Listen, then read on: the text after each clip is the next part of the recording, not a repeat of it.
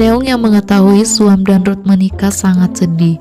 Neung menangis sedih saat dia berjalan keluar dari rumah Ruth dan langsung bersandar lemah di pohon. Tiba-tiba dia menyadari ada orang berjalan di belakang. Mengira yang datang Ruth, Neung sontak menghapus air matanya dan berbalik dengan antusias. Tapi malah mendapati Padatlah yang berdiri di belakangnya. Neung lagi sebel, Padat mau menyeretnya masuk ke dalam mobil lagi atau melemparnya ke suatu tempat. Tapi tidak, Padat justru prihatin padanya. Dia datang membawakan tasnya Neung yang ketinggalan dan hanya ingin memastikan Neung baik-baik saja. Apa Neung sudah merasa lebih baik sekarang? Tentu saja tidak. Dia bahkan merasa tidak sanggup mengemudi untuk pulang saat ini. Tiba-tiba dia menyadari mereka ada di depan rumahnya Padat dan langsung saja dia nyelonong masuk ke sana tanpa diundang. Sementara itu di dalam, Oil baru keluar dari kamarnya Suam dan memberitahu Ruth bahwa Suam baik-baik saja. Suam itu tangguh dan bukan orang yang lemah. Dia benar-benar bicara dengan sopan dan hormat pada Ruth dengan memanggilnya sebagai Kun, walaupun Ruth sekarang adik iparnya. Ruth berusaha meyakinkannya untuk tidak memanggilnya Kun, tapi Oil tidak bisa. Bagaimanapun Ruth sudah sangat baik pada mereka. Dia sungguh berterima kasih karena Ruth sudah menjaga Suam. Suam mungkin memang agak gila, tapi itu karena dia harus menjaga semua orang di rumah. Dia tidak punya siapapun untuk menjaganya sampai saat dia bertemu dengan Ruth. Aku percayakan adikku padamu. Ibu tidak berani datang, beliau takut menangis jika datang dan Suam akan menggodanya. Tapi ibu memintaku untuk berterima kasih padamu. Keluarga kami mungkin tidak sederajat denganmu dan kami juga bukan keluarga yang hangat, tapi kami menyambutmu dalam keluarga kami. Ruth tercengang mendengarnya, terharu mendengar mereka menyambutnya ke dalam keluarga mereka. Tapi ekspresinya itu malah membuat Oil jadi salah paham, mengira dia bicara tidak sopan pada Ruth. Kun Oil bila tidak sibuk bawa Lanat kemari. Aku ingin bermain dengannya, ucap Ruth. Oil senang mendengarnya, tentu saja terima kasih dan Oil pun pamit pergi. Di dalam kamar, Suam baru mengancingkan kemejanya saat Ruth mendadak nyelonong masuk ke kamarnya. Terang saja Suam langsung heboh memprotesnya. Dia tidak pernah diajari untuk mengetuk pintu apa? Kalau aku mengetuk pintu, maka aku tidak bisa melihat ini. Dasar mesum, menonton pertunjukan harus bayar. Tidak ada hubungannya, aku tidak mau bayar karena aku tidak menyentuhmu. Lain kali tolong bicaralah dengan baik-baik pada suamimu ini. Kalau kau benar-benar baik, maka kau tidak akan berbohong. Ruth mau membahas pekerjaan dan langsung menarik Suam untuk duduk di sofa bersamanya, tapi Suam sontak menjauh dan ngotot untuk jaga jarak.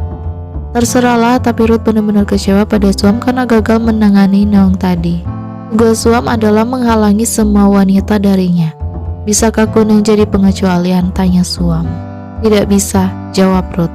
Tapi Suam punya banyak hutang budi sama Neung dan mungkin saja Neung benar-benar mencintai Ruth. Tapi Ruth yakin tidak begitu. Dan lagi ini adalah kesempatan yang bagus bagi Suam untuk membayar hutang budinya. Bagaimana? Bagaimana kak? Suam benar-benar harus bersabar menghadapinya. Bagaimana kak? Suam harus membuat Neung sadar bahwa Neung tidak benar-benar mencintainya. Biar Neung tidak perlu buang-buang waktu untuknya. Suam ragu bagaimana kalau Neung benar-benar mencintai Ruth. Bagi Ruth itu hanya buang-buang waktu. Kenapa? Tanya Suam. Aku tidak mencintai siapapun. Ruth tiba-tiba mendekat dan berkata, aku tidak percaya cinta. Di sisi lain, Su ditelepon Daya mengabarkan Ruth benar-benar sudah menikah dengan Suam. Su jelas kesal mendengarnya, tapi dia berusaha untuk menahannya dan pura-pura tetap bicara manis pada Da. Di tempat lain, Cucai memberitahu Siaha bahwa polisi meminta orang-orang mereka di bar untuk memberikan keterangan. Tapi dia meyakinkan bahwa dia sudah bicara dengan semua orang. Tapi Cucai agak khawatir dengan si deputi baru itu. Siaha sinis meremehkan si deputi itu. Pokoknya bersihkan saja segala jejak yang kotor dan tidak perlu khawatir. Tiba-tiba Su datang dan langsung menyapa papanya dengan sok manja. Siaha heran melihatnya datang menjenguknya hari ini. Tumben. Su menyangkal dia kan sering datang. Mungkin tidak sesering menemui deputi itu. Su langsung kesal, tidak akan sering lagi sekarang karena si deputi itu sudah menikah.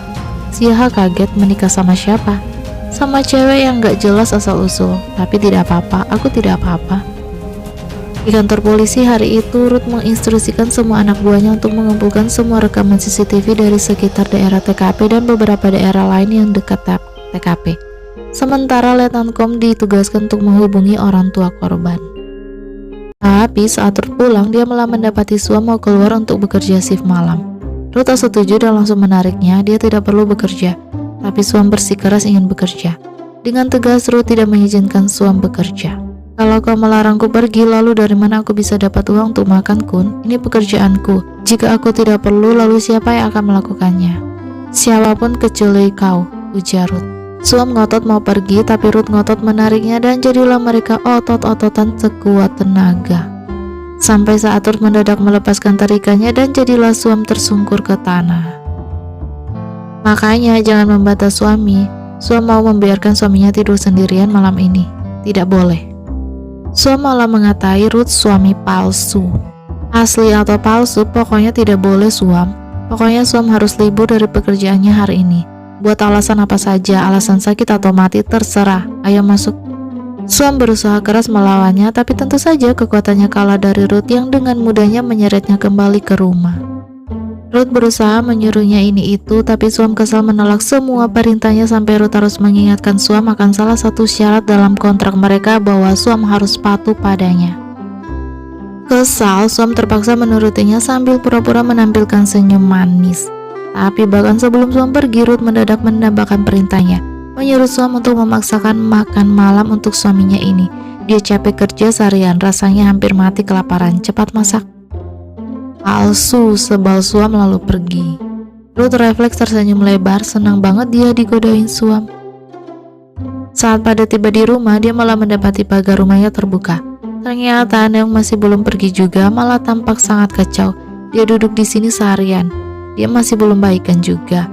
Neung sontak menggelengkan kepala dengan ekspresi mau menangis. Ada stres, kenapa belum baikan? Kenapa kau sedih sepanjang hari? Neung dengan wajah sedih mengatakan dia sudah tidak sedih lagi. Aku lapar. Tidak ada apapun yang bisa dimakan di rumahmu. Aku hampir mati rasanya. Lapar. Sementara itu Suam sudah selesai masak, tapi cuma sepiring sayur yang panjang banget. Ini sayur apa? Tumis kangkung. Tumis kangkung, kenapa sepanjang ini dan kenapa sedikit sekali? Yang 3 porsi gagal. Terus cabai dan bawangnya mana? Hilang bersama porsi kedua. Suam, kesal Ruth. Duh, makan sajalah, aku capek tahu. Cepat makan saja, percayalah padaku, ini bisa dimakan kok. Ruth ragu, tapi Suam terus mendesaknya. Terpaksalah dia memakan sesendok dan sontak memuntahkannya. Asin banget. Suam mau membunuhnya apa? Coba Suam rasain hasil masakannya sendiri. Suam membela diri, tidak terima dituduh begitu. Dia sudah capek-capek masak, tapi Ruth bahkan tidak berterima kasih padanya. Mereka jadi berdebat seru gara-gara itu. Ruth mencoba memaksa Suam mencicipi kangkung itu, tapi Suam lebih sigap mendorong sendoknya kembali ke mulut Ruth. Asin. Sementara itu Padet membawa Neung makan dan minum-minum di luar. Neung tiba-tiba tertawa sebelum kemudian menangis lagi sambil curhat. Dia sungguh tidak mengerti dia kurang baik apa, kenapa Ruth tidak memilihnya, bagaimana bisa dia kalah dari Suam. Dia mengenal Ruth lebih dulu daripada Suam ataupun orang lain. Orang-orang juga selalu bilang bahwa dia dan Ruth sangat serasi. Hubungannya dengan Ruth juga selalu baik. Tapi bagaimana bisa Ruth tiba-tiba menikah dengan orang lain? Kenapa? Suam hamil, cetus Padet seenaknya. Hah? Suam hamil? Yang benar. Aku tidak tahu, hal seperti itu mungkin saja terjadi. Dasar Padet, Neung jadi tambah sedih. Dia bahkan tidak boleh merindukan Ruth sekarang. Padet tahu nggak sih, seharian tadi dia memandangi rumah Ruth sepanjang hari. Dia tidak bisa melupakan Ruth. Aku mencintainya. Apa kau mengerti? Pirut, sarangeo, sarangeo. Sekarang saja semua orang jadi memelototi mereka gara-gara itu, berusaha mendiamkannya. Padet asal saja memberitahunya bahwa dia tidak perlu berhenti mencintai Ruth. Neung bisa terus mencintainya, cuma cinta yang penting jangan merebutnya. Tapi ucapannya itu malah membuat Neung jadi tersenyum licik. Dia ingin merebut Ruth dan langsung menelepon Ruth saat itu juga. Tapi Ruth saat itu sedang makan malam bersama Suam sambil ribut berdebat dengannya. Teleponnya Neung jadi terabaikan. Neung jadi tambah heboh, kenapa Ruth tidak menjawab teleponnya? Ini malam pernikahan mereka, kenapa kau mengganggu mereka? Hentikan, aku tidak ingin mendengarnya, aku tidak menerima pernikahan ini. Pantang menyerah, Neung langsung menghubungi nomor telepon rumahnya Ruth. Kali ini diangkat. Neung langsung antusias mengira Ruth yang menjawabnya dan tanya apakah Ruth lebih mencintai Suam daripada dirinya. Dia tidak sadar yang mengangkatnya sebenarnya Terak, dan dia juga tidak terlalu mendengarkan dengan baik gara-gara Ruth dan Suam yang terus ribut. Apalagi kemudian teleponnya mendadak terputus gara-gara ponselnya Neung. Neung meminjam HP Padet, tapi Padet malah kesal dan menyuruh Neung untuk pulang saja. Neung menolak, bersikeras mengklaim dirinya baik-baik saja. Pokoknya dia harus menyelesaikan masalah ini dengan Ruth. Dia bahkan mencoba membuktikan dirinya masih baik-baik saja dengan mencoba berdiri tegak, tapi tiba-tiba saja dia oleng dan terjatuh. Aduh, Padet jadi stres deh. Di sisi lain, Suam tampak sangat bahagia dengan kehidupan barunya. Cuma duduk santai di sofa saja membuatnya tersenyum sangat lebar. Ruth heran melihatnya, ada apa dengannya, gangguan pencernaan. Suam mengaku dia hanya belum terbiasa dengan kehidupan seperti ini. Biasanya waktu di rumah dia tidak pernah bisa duduk diam seperti ini. Biasanya dia akan bertengkar dengan ibunya, bekerja, mengurus keponakannya, atau dipukul ayahnya. Oke, aku sudah tahu, aku bisa membayangkannya. Aku tidak pernah tinggal di rumah yang benar-benar rumah seperti ini. Nanti Anda pasti akan terbiasa, ujar Terak menyemangatinya. Mengalihkan perhatiannya menatap Ruth yang sedang bekerja. Suam mengaku bahwa dia sudah memikirkan ucapan Ruth tadi siang bahwa dia tidak percaya akan cinta. Suam juga tidak percaya akan cinta. Sejak dia lahir, ayahnya selalu memukuli mereka semua. Lalu Oil bertemu pria jahat yang menghamilinya lalu kabur.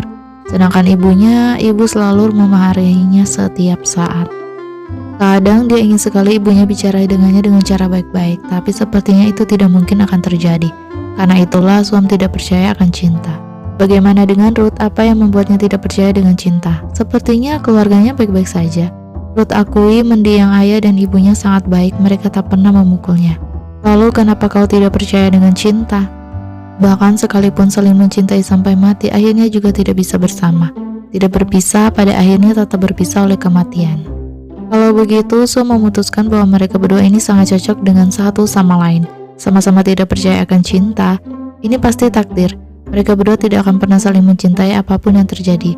Mereka benar-benar cocok untuk menikah. Ruth pintar banget pilih istri. Ruth setuju mereka berdua bisa hidup seperti ini tanpa saling mencintai. Betul sekali, karena itulah Suam usul agar mereka meneruskan pernikahan ini saja selamanya, tidak perlu bercerai. Bagaimana? Kenapa? Heran Ruth.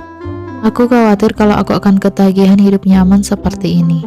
Ruth sontak mendorong mukanya menjauh, bersikeras mereka cuma akan menikah 3 bulan. Keesokan harinya, Suam terbangun dengan senyum bahagia di ranjang barunya yang empuk dan nyaman dan langsung bergulingan dengan bahagia. Tiba-tiba Ruth mengetuk pintu. Waduh, Suam belum sikat gigi, nggak pakai dalaman lagi.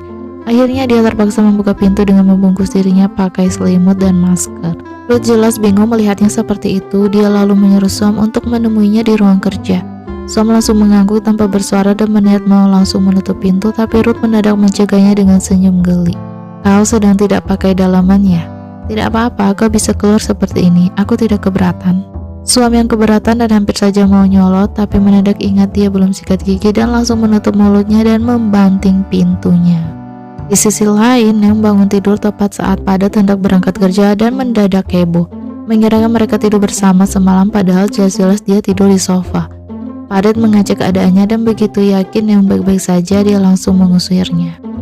Neung malah sengaja mengulur waktu dengan alasan meminta sesuatu, tapi Padet sudah tak tahan lagi dengannya dan langsung menyeretnya keluar dengan paksa. Setelah Neung tiba di rumahnya, Neung mengendap-endap masuk rumahnya. Sepertinya tak ada orang, aman. Neung mau langsung naik ke kamarnya, tapi ibu mendadak muncul dari belakang dan langsung mengemelinya habis-habisan. Wanita macam apa yang tidak pulang semalaman dan berbau alkohol sekuat ini? Neung meminta maaf, dia mengaku menginap di rumah temannya semalam. Ibu tak percaya, teman yang mana? Ibu tak pernah melihat Neung punya teman selain si Suam itu. Jangan menyebut namanya, Bu, aku tidak ingin mendengar namanya. Ibu sinis mengingatkan Neung bahwa Neung sendiri yang membawa cewek itu ke rumah ini, padahal ibu tak pernah setuju. Cewek itu iri sama Neung dan ingin merebut segala milik Neung. Dan sekarang tuh cewek bukan cuma menggoda Ai, tapi juga sukses mendapatkan Ruth. Neung heran dari mana ibunya tahu. Ibu tahu segalanya, dan jangan lupa dengan kesepakatan mereka, jika kau kehilangan dan nurut, ibu akan mencarikan seorang pria untukmu. Neung bersikeras tidak mau dijodohkan. Cukup diam, jangan membantah. Buat dirimu lebih baik agar kau terlihat pantas menjadi putriku, dan jangan mempermalukan ibu dan ayahmu lebih dari ini. Cukup sampai di sini. Di sisi lain, Suam masuk ke ruang kerja Ruth sambil menutupi dirinya pakai kardigan. Ruth geli melihatnya. Suam tidak perlu malu. Ingat, Ruth pernah menyentuhnya waktu itu. Suam mengatakan waktu itu terpaksa. Jadi kau mengakuinya bahwa yang waktu itu memang kau kan? Suam terdiam. Ruth tiba-tiba menyodorkan sebuah cincin untuknya, cincin kawin mereka. Wah, Suamnya senang. Sungguh tak disangka cewek semacam Suam bisa pakai cincin perak juga. Itu emas putih, ralat Ruth, dan jangan sebut dirimu Kenapa? Kenapa aku tidak boleh menyebut diriku sendiri Orang lain juga memanggilku seperti itu. Mulai sekarang tidak boleh, terserah kamu mau memanggil dirimu apa, tapi tolong hormati istriku juga. Suam terharu mendengarnya, dia sampai jadi malu dan canggung dan langsung berjalan agak menjauh. Tapi saat dia mengalihkan pandangannya ke laptopnya Ruth, dia langsung penasaran dengan kasus wanita tenggelam itu. Jadi Ruth yang menangani kasus ini. Suam yakin dia pernah melihat wanita dalam foto ini. Sebentar, biar dia ingat-ingat dulu. Di mana ya dia pernah melihat wanita ini? Oh, Suam ingat, dia hantu wanita yang dia lihat waktu itu. Tak lama kemudian, Suam menemui Tuan sambil menjual barang bekas padanya biar tidak mencurigakan. Dia melapor bahwa dia memberitahu Ruth tentang pertemuannya dengan Belle, tapi dia melewatkan bagian hantunya. Ruth cuma bilang bahwa karena wanita itu adalah pegawainya Siaha, maka dia akan memanggil Siaha untuk dimintai keterangan. Menurut pengamatan Suam, sepertinya Ruth itu tidak cocok sama Siaha yang gila itu. Kau hidup dengannya baru semalam dan kau sudah berpihak padanya. Suam menyangkal aku hanya mengatakan apa yang aku lihat. Awasi lebih lama Suam, apa kau ada waktu besok? Suam mengiyakannya, dia tidak ada kelas besok. Kerja juga cuma shift malam, memangnya kenapa? Tuan mengaku bahwa awalnya dia hanya berniat menjadikan Suam sebagai mata-mata di daerah ini saja. Tapi mulai sekarang dan seterusnya, Suam harus bertanggung jawab atas misi yang lebih serius. Sudah waktunya untuk memperkenalkan Suam pada anggota tim mereka. Suam langsung antusias. Tuan menegaskan bahwa Suam sudah tidak bisa lari lagi sekarang, dia harus jadi mata-mata sepenuhnya mulai besok. Sementara itu di kantor polisi, para polisi stres. Para pekerja di barnya Siaha yang mereka mintai keterangan seolah-olah kompakan mengklaim mereka tidak mengenal korban. Mereka seperti sudah diprogram untuk ngomong seperti itu. Semakin rumit rasanya malah jadi semakin mencurigakan, tapi semakin tidak ada kecurigaan, semakin mereka tidak punya tersangka. Ruth menginstruksikan para anak buahnya untuk memeriksa semua pekerjanya Siaha dengan lebih rinci. Kemudian Sersang datang saat itu melaporkan kedatangan kedua orang tua korban dan keponakan korban. Ibu korban menangis tidak henti meratapi putrinya. Sungguh tidak mengerti kenapa mereka membunuh putrinya, apa salah putrinya pada mereka. Ruth meyakinkan mereka bahwa polisi sedang menyelidiki kasus ini untuk menangkap pelakunya. Dia penasaran kapan terakhir kali ayah korban berkomunikasi dengan korban, dan apakah putri mereka punya tempat dekat atau kekasih. Ayah mengaku bahwa pada malam sebelum dia meninggal, korban menelponnya. Tapi tentang teman atau kekasih, ayah tidak pernah melihatnya punya kekasih ataupun teman.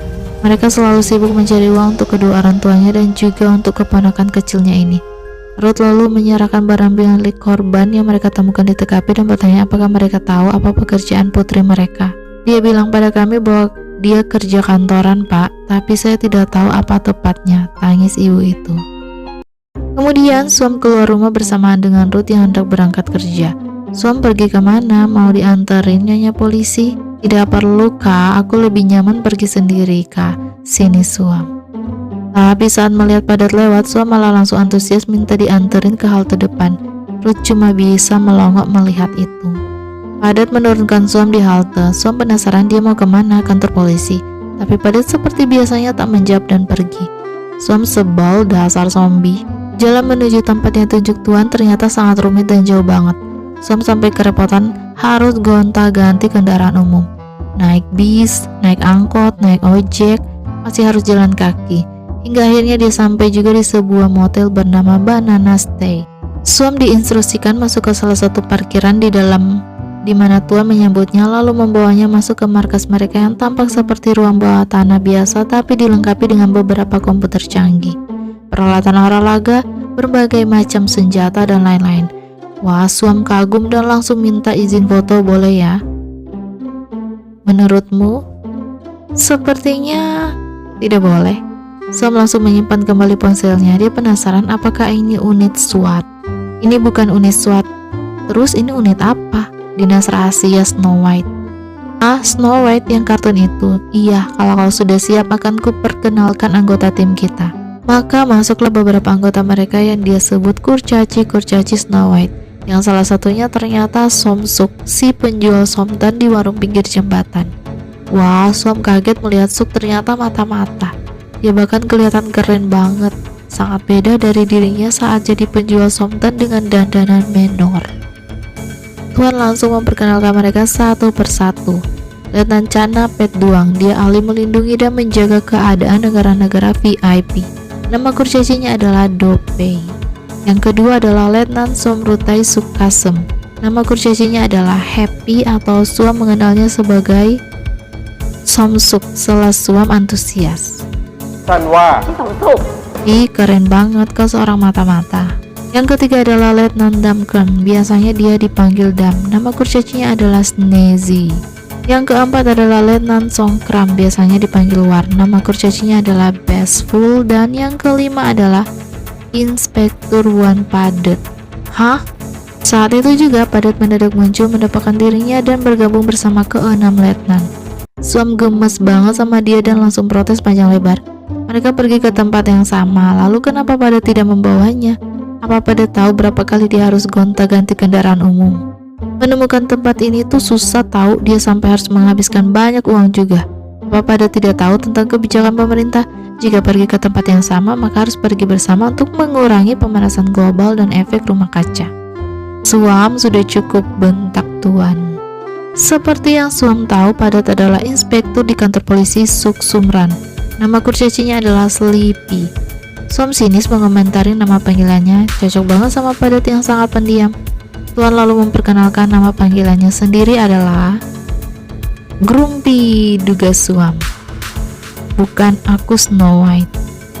Suam ngakak mendengarnya. Oke deh, cantik kok. Tuan lalu memperkenalkan Suam secara resmi sebagai anggota baru mereka. Suam langsung antusias mau nyempil di antara barisan mereka, tapi tak ada yang mau ngasih tempat di bagian tengah dan akhirnya terpaksa dia harus berdiri di tepi. Tugas Suam adalah mengawasi Deputi dan Nurut. Nama kurcacinya adalah Dok. Suam kurang setuju soalnya Dok terdengar seperti Dok. Kan masih ada nama kurcaci Snow White lainnya. Tapi Tuan ngotot bahwa nama panggilan itu lebih cocok buat Suam. Suk menjelaskan bahwa Dok itu tidak sama dengan Dok. Dok itu kependekan dari doktor. Baru paham, Suam akhirnya setuju juga. Tapi dia mau tanya kenapa dinas rahasia ini dinamakan Snow White. Karena misi kita adalah memburu penyihir jahat, jawab Tuan. Suam lalu diberi sebuah laptop. Suam antusias banget punya laptop, padahal yang lain mulai serius bekerja. Padet yakin 100% bahwa kepala polisi Wichan di kantor polisi Suk Sumran adalah orangnya Siaha. Jelas itu artinya Siaha menguasai kantor polisi mereka. Setiap kali mereka menangkap orang-orangnya Siaha, mereka pasti akan terlepas dari waktu kurang dari 3 hari, tanpa alasan, tanpa uang jaminan. Suam tercengang, ini pertama kalinya dia mendengar Padet ngomong lebih dari 2 kalimat. Lalu bagaimana dengan kasus wanita tenggelam itu? Apa sudah dipastikan dia orangnya Siaha? Iya, Deputi dan Nurut yang mengurus kasus itu, tapi dia juga didesak untuk segera menutup kasus itu. Songkam bertanya-tanya seberapa banyak mereka bisa percaya bahwa Deputi itu bukan orangnya Siaha. Tuan langsung menanyakan pendapat Suam, tapi Suam malah asyik sendiri mainan laptop barunya. Tuan sampai harus membentaknya, baru Suam sadar untuk serius. Baiklah, menurut pengamatan Suam, Ruth itu sepertinya benar-benar tidak terlalu menyukai Siaha. Suka pesimis, bagaimanapun mantannya Ruth adalah Su. Mungkin saja mereka pura-pura tidak saling menyukainya, tapi Padet melapor bahwa saat dia menyelidiki kantor polisi Sumsukan, dia tidak mendapati ada yang aneh. Kalau begitu, Tuan menyimpulkan bahwa mereka harus terus mengawasi Ruth dan menugaskan Suam untuk menginstal alat sadap di rumahnya Ruth. Dia lalu memberikan sebuah kotak yang berisi beberapa peralatan mata-mata, termasuk alat sadap yang bentuknya kecil seperti pil. Dan bersambung, kita lanjut di part selanjutnya ya. Bye-bye.